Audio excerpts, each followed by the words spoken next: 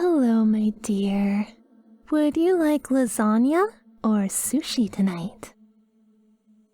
Oh, don't you have an answer for me? Well, both it is then. Oh, what's the matter? Do you dislike both? Oh, I think I understand. You have that same expression again.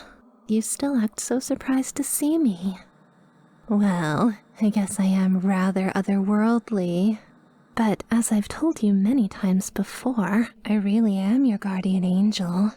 Do the wings not convince you? Or the floating? The halo? Or the fact that you're the only one who's able to see me? Although I am still able to affect the physical world, that proves that I'm no hallucination. I don't think a hallucination could make you dinner after all. And quite a delectable one, I might add. Way better than that conniving little neighbor of yours with her discount noodles. Oh, no, it doesn't matter. I digress. The point is, I'm completely real. A dream come true, if I may be so arrogant. A dream come true for me, anyway. But, speaking of dreams, there is something I've been dreaming of asking you. I have a request, you see. How do I put it? Well, maybe it would be better just to show you. Okay, hold on.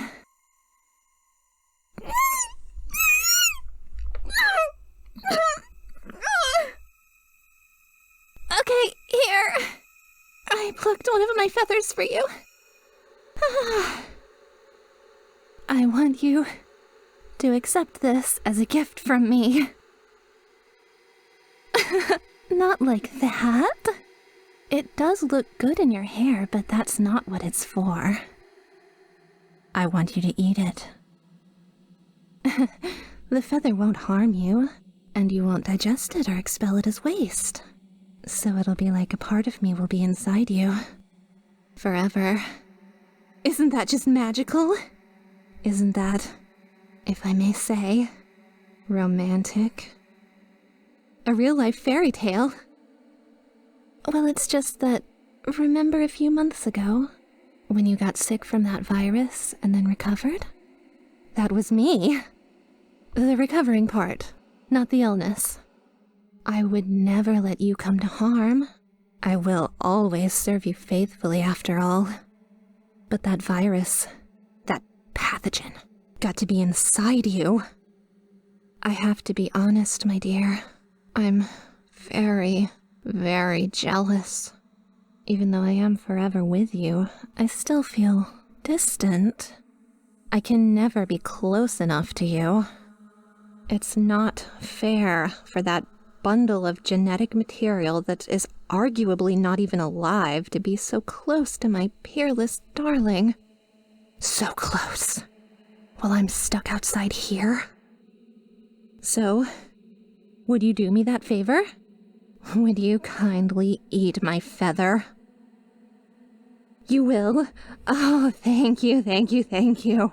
If only I had 1,000 heads to bow to you in unison. Here, let my one suffice. Well, how did it taste? I don't expect it to taste like ambrosia, but if it's even passable. Tasteless. Okay. That's fine then, as long as you didn't suffer from it. I'm overjoyed I just got to be closer to you than ever, and I'm truly, truly appreciative that you entertained the selfish request of this petty angel. I don't mean to sound ungrateful, but I don't just feel physically distant from you. I want to be closer to you emotionally as well. You see, I've always barraged you with questions about yourself. Anything that I couldn't learn just from watching you. If you were enamored by a book series, I had to ask you what made it appeal to you. If you bought food, I inquired whether it was the price, the taste, or the calories that swayed you. And now I know everything about you. In fact, I might even know you better than you know yourself. But despite all this, you haven't shown such an interest in me. Understandable, of course. I'm mere bronze and you're solid gold. But in spite of that, is there anything you would like to ask me? Please, I want you to know me even a fraction as much as I know you. Oh, thank you for obliging. 1,000 festivals in your honor, my dear. Okay, ask away. I'll answer anything. Other than where I hid the bodies, of course. Kidding, I'm kidding. Did you really think I would leave a body behind? I vaporized them. It's fine. Oh, do I have any hobbies? Well, I am glad you asked. I like writing poetry. About you. Of course, I try to write about a variety of things. I attempted other topics, but then I look down at the paper and every time it's overflowing with your name. Oh well, happy little accidents. I tried. Would you like me to recite you one that I wrote? Okay, I'll try a short one. You probably don't have time for the epics. Here I go. You saw a tulip in a field and grinned wide at the sight. With all the zeal that I could wield, I picked them all throughout the night. And when I placed them at your feet, you up and fainted from the treat. Well, how was that? Did you like it? Not too bad, I hope. I suppose I wouldn't get a Nobel Prize for it or anything. Oh, well, tough crowd. Maybe next time. How come I just appeared one day instead of being with you forever? Oh, well, in a way I have always been with you. It's just that in the past I watched you from heaven. Now, as for why I'm here physically with you instead of watching over you from far away, well, that is quite the question. The simple answer is I was demoted, in a manner of speaking. But I like to think of it as a promotion. It allowed me to be near you after all. Oh, you see, to put it bluntly, I was kicked out of heaven. Oh no, calm down, calm down. It's not as big a deal as it sounds. We aren't gonna get angel police or anything like that after us. Oh yeah, that's a real thing. I know, wacky, right? Anyway, let me start from the beginning. You see, there was this statue up in heaven. Well, there are a lot of statues up there, but this particular one was almost perfect. Almost. I say almost because it almost looked like you. It just needed a few improvements. So I made it perfect. I made it look like you. But then all the other angels were furious with me when they found out. Oh, you defaced the statue. You defaced heaven itself. You're a devil. You're a demon. Blah, blah, blah. I don't know. I kind of tuned them out after a while. I was just really taking in my craftsmanship, you know? Well, moving on. I'll spare you all the details of the bureaucracy. But basically, in the end, my punishment was that I got kicked out of heaven.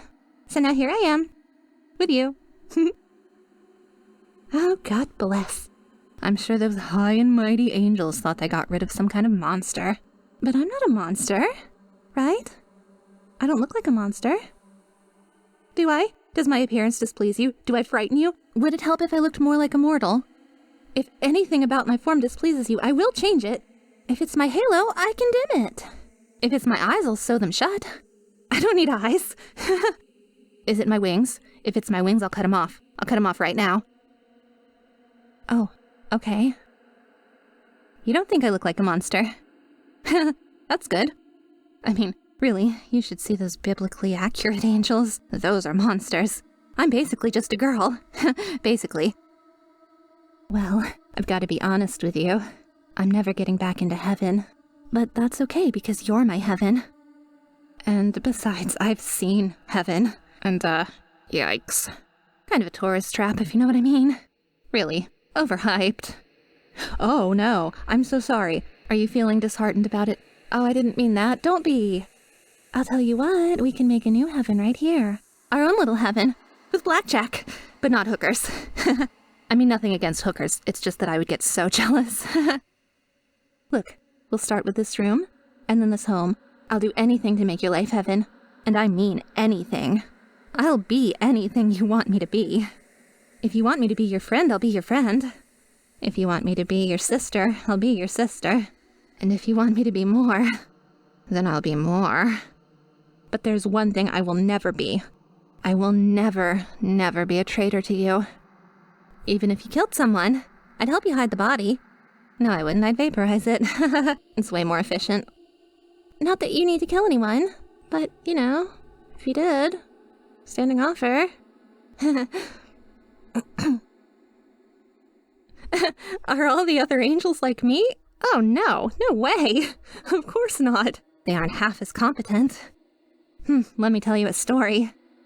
So in heaven, there was this one angel lamenting over how she let the person she was supposed to be protecting get killed. She just kept sobbing and sobbing. Being a good little angel, of course I waited until I was out of earshot to burst out laughing. What a failure! I mean, how could she just let that person die? Hello, guardian angel, you have one job. And if I recall correctly, he died from a gas explosion while he was on the toilet. Talk about an embarrassing way to die. That angel couldn't protect his dignity, much less his life. And there are so many angels like her. But me, I'm different. I shall never, ever allow you to suffer shame or pain. Do you have any more questions, darling? What makes me love you? This is the best question ever. Well, first of all, it is in my nature as a guardian angel. Just like a mother has an innate love of her child. Kind of. I mean, some mothers could hate their children. It's not actually innate. But I've never heard of a guardian angel hating their target.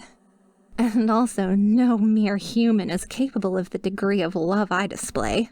You could stab me 72 times with a spiral knife and I would not like you any less. Though I would be confused. But even if I weren't your angel, I would still love you. I would love you so much.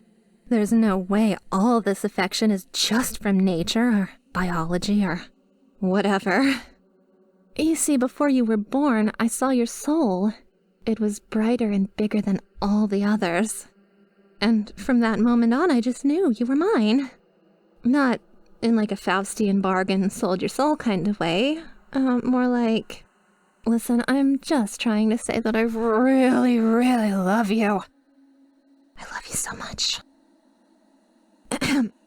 Well, darling, I really enjoyed our little talk.